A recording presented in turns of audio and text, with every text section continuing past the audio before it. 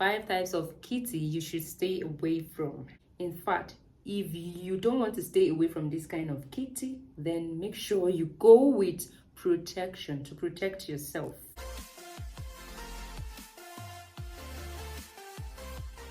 Hey lovelies, welcome back to my channel. Today we are talking about the 5 types of VAJAY.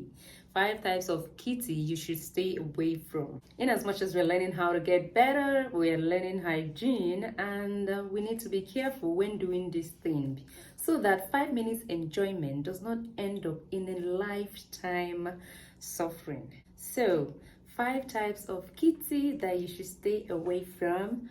Number 1, dirty discharge. When you want to go down on someone or you want to go in and then you discover that the discharge is smelly, or you discover that there's a discharge, there's no issue with discharge, but let the color be white or clear. Anything other than that, you're supposed to be careful. You don't want to put yourself in problem. In fact, if you don't want to stay away from this kind of kitty, then make sure you go with protection to protect yourself. But even knowing that this kitty might be prone to infecting you into something does not mean that you should still go ahead and use protection, because what if it's burst and then the skin touches? Then you have to go and do medical checkup.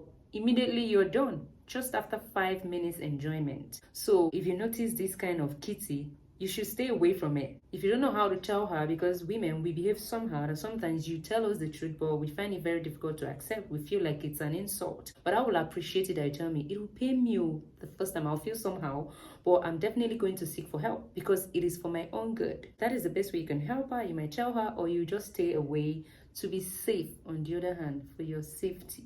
The next type of kitty that you should stay away from is a kitty of a married woman when she is not your wife. All right, so let me ask you something. What are you doing in her kitty? She is married to someone, and we should all know that there is spiritual connection going on. And now there are 3 of you in this commitment: she, you, and the husband. In fact, you're not supposed to do that because she is already taken. So you're not supposed to be exploring someone else's property. You wouldn't find it funny if they explore yours. So you should stay away from a married woman's kitty if she is not your property. I'm not saying it's a sin. I'm not preaching the word of God. I'm not a pastor. I'm not preaching the Bible. Everybody have their niche. So I preach what I preach, which is your health and getting better during the moment. So I would not advise you to explore someone else's property. That is why I say you should stay away from this, because it will put you in problem. Not just you being caught and then being taken to the police station or being videoed and posted online.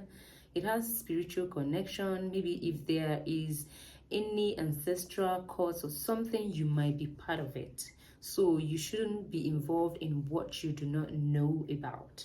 The number 3 kitty you should stay away from is dry kitty. Not saying that if your partner finds it very difficult to be self-lubricated enough for you to go in, that you should stay away from her. What I mean is, you should prepare her body and get her body ready for you. Women take a longer time to get ready than men. It might take men 2 to 5 minutes, but it might take a woman 20 minutes till the entire day. It depends, to get her ready. So when you explore the dry kitty, you're exposing her to chafing. That is, you might peel off her flesh or her skin and even cause injury to your own junior man. And once there is a cut or injury there, it is very much open to contact any disease or any sickness or any virus or any bacteria or anything that is not good, that might be detrimental to her health or yours. Make sure that you pamper the body very well, you prepare the body very well, and get it ready for action before you explore. You will enjoy it as much as she will. If she's finding it very difficult to be self-lubricated enough when you've tried your best, then make lube your friend. No matter how lubricated she is, make her more slippery by using a lube, so you can get a water base that you can use to explore and have enjoyable moments together.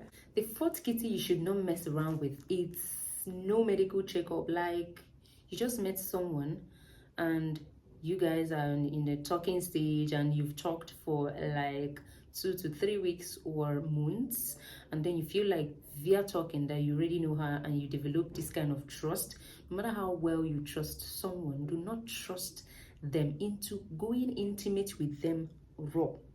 For your own safety, it is always good to go for a checkup or ask them to provide the last medical checkup they did that is relating to their knacking health.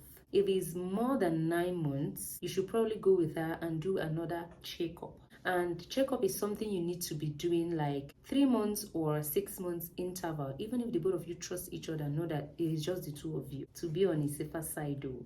Before you knack raw, make sure you go for medical checkup. So that kitty that you've not checked up in the hospital, do not go and eat it raw, even with your mouth, because you might be prone to contacting throat cancer.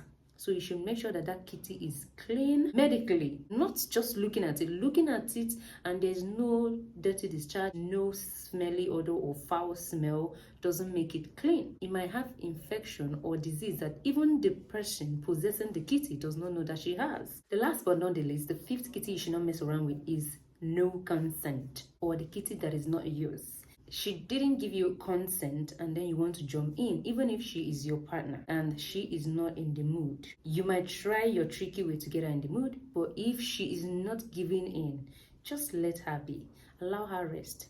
You forcing her, even if she is your wife, is more of, I don't want to mention the word, I'm going to write it here. No matter what, if she does not give you consent, do not go in.